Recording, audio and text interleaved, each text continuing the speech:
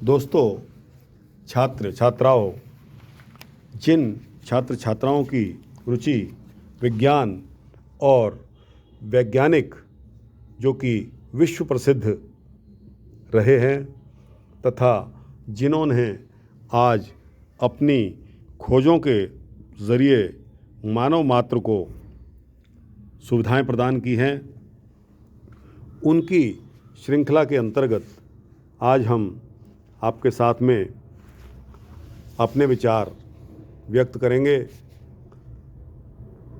इस महान वैज्ञानिक का नाम एनरिको फेर्मी यानी कि प्रख्यात अणुवैज्ञानिक जिसको दुनिया जानती है के बारे में आपको बताएंगे। एनरिको ने एक दिन अपनी बहन मारिया को बुलाया। जानती हो मारिया, लट्टू नाचता कैसे है? उसकी बहन ने बोला, मैं क्या जानूं, मुझे इन फालतू की चीज़ों से कोई लेना देना नहीं है। तो एनरिको ने फिर कहा, नहीं मारिया, यह बात फालतू की नहीं है।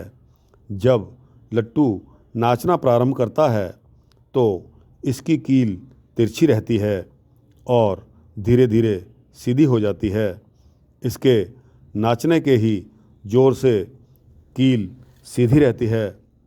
जब यह नाचना बंद करता है तो कीली तिरछी हो जाती है। पृथ्वी और चांद सितारे भी अपनी धुरी पर कुछ इसी तरह ही नाचते हैं। मारिया से 2 साल छोटे एनरिको ने समझाया। निश्चय ही यही जाइरोस्कोप का सिद्धांत था जो एनरिको ने बड़ी मेहनत से ज्ञात किया था।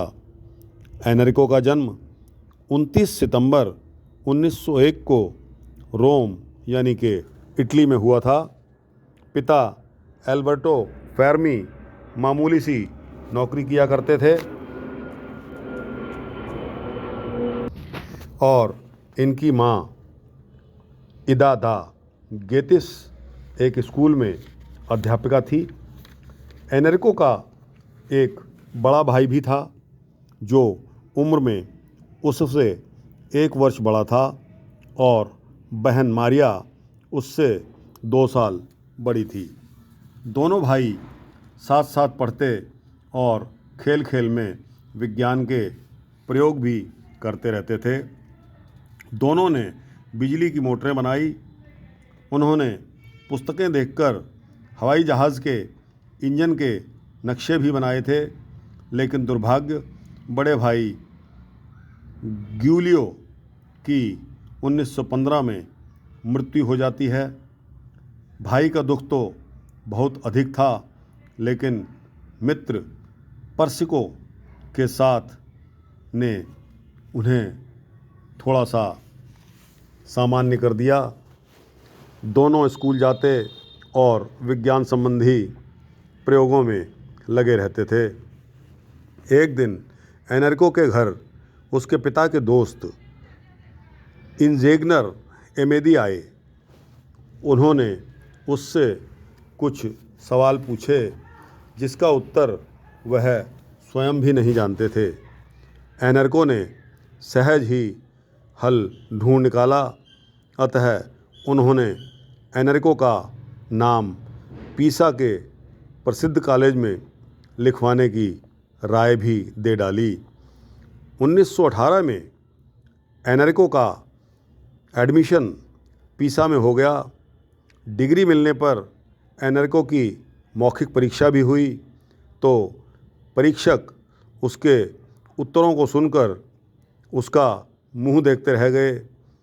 1926 का साल अभी प्रारंभ भी नहीं हुआ था कि 25 वर्षीय प्रतिभाशाली फेर्मी को रोम विश्वविद्यालय में प्रोफेसर नियुक्त कर दिया गया। 1938 में हिटलर की तानाशाही से अधिकांश राष्ट्र परेशान थे। यहूदियों का सफाया करने का हिटलर ने जो प्रण कर लिया था उसके मद्देनज़र नोबेल पुरस्कार लेने के लिए स्वीडन जाने की सरकारी अनुमति फेर्मी ने प्राप्त कर ली थी और इस प्रकार अपनी पत्नी तथा पुत्रों सहित वे इटली से निकल सके और फिर लौट कर आए ही नहीं। यूरोप में दूसरे विश्व युद्ध की तैयारियां चल रही थी। जर्मनी आसपास के देशों पर आक्रमण कर रहा था। मुसोलिनी भी इटली वासियों को जर्मनी का साथ देने को मजबूर कर रहा था। अतः फेर्मी इस दुविधा से किसी तरह बरी हुए। नोबेल पुरस्कार लेकर फेर्मी फिर अमेरिका के लिए रवाना हो गए। वहाँ कोलंबिया विश्वविद्यालय में वे भौतिकी के प्रोफेसर हो गए। यहीं अनुसंधान कार्यों को करके उन्होंने परमाणु की शक्ति को पहचाना। उसी समय जर्मनी में भी परमाणु संबंधी अनुसंधान चल ही रहे थे और फेर्मी को खतरा था कि कहीं जर्मनी बम बना डालेगा तो उसे हराना असंभव हो जाएगा और दुनिया भर में तबाही मच जाएगी। हिटलर की तानाशाही अपनी बुलंदियों पर थी। उसकी आक्रामक नीतियों और घोषणाओं से सारे यूरोप में आतंक सा छा गया था। अब जापानी सरकार के प्रतिनिधियों की आंखें खोल देने के लिए अणुशक्ति का प्रदर्शन आवश्यक हो गया था। अतः जुलाई 1938 में वैज्ञानिक जी लॉर्ड और विजनर ने आइंस्टाइन से विचार विमर्श करके अंततः आइंस्टाइन ने अमेरिकी राष्ट्रपति फ्रैंकलिन डी रूजवेल्ट को एक पत्र लिखा। डियर मिस्टर प्रेसिडेंट, ई फेर्मी तथा एल जी लॉर्ड के कुछ नए अनुसंधानों से मुझे अवगत कराया गया है। इन अनुसंधानों की पांडुलिपि का अध्ययन करने के पश्चात मुझे विश्वास हो गया है कि निकट भविष्य में ही वैज्ञानिक यूरेनियम को एक नए और महत्वपूर्ण शक्ति स्रोत के रूप में प्रयुक्त करने में सफल हो जाएंगे। इस तरह का केवल एक ही बम अगर किसी बंदरगाह पर फेंका गया तो वह उस बंदरगाह के साथ आसपास के इलाके का भी सफाया कर देगा। राष्ट्रपति ने नाजियों के दमन को रोकने के लिए तुरंत कदम उठाया। उनके आदेशानुसार मनहाटन प्रोजेक्ट नामक अणुबम योजना प्रारंभ की गई। वैसे दिखावे के तौर पर इस योजना को DSM development of substitute materials नाम दिया गया था।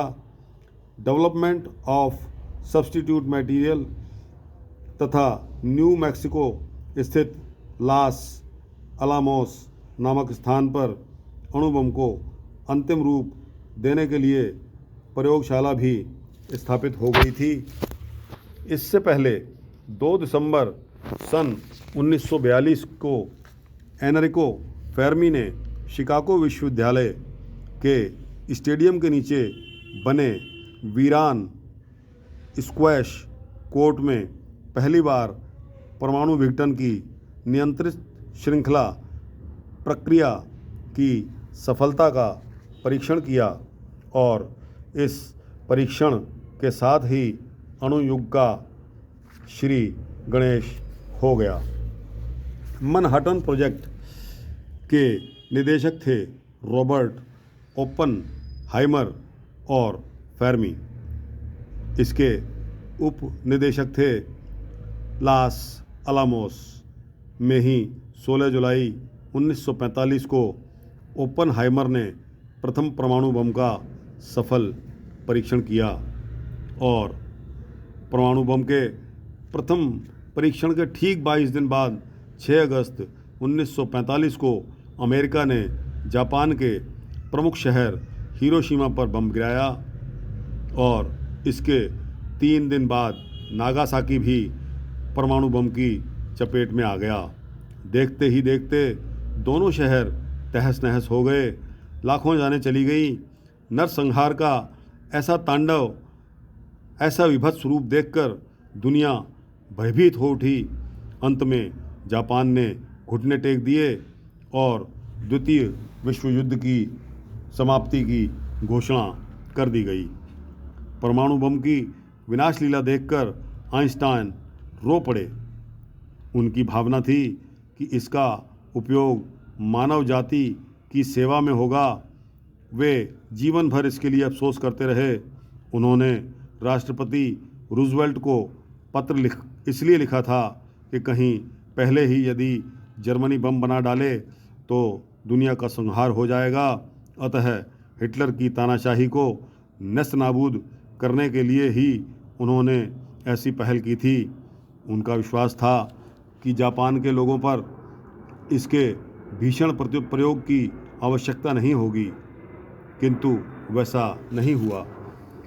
द्वितीय विश्व युद्ध की समाप्ति पर फेर्मी तथा अन्य वैज्ञानिकों ने राहत की सांस ली। वे नहीं चाहते थे कि ऐसे भयानक बम का और अधिक प्रयोग हो। वे परमाणु शक्ति का प्रयोग शांतिपूर्ण कार्यों के लिए किए जाने के पक्षधर थे। वस्तुतः फेर्मी परमाणु भौतिकी के आधार स्तंभ कहे जाते हैं।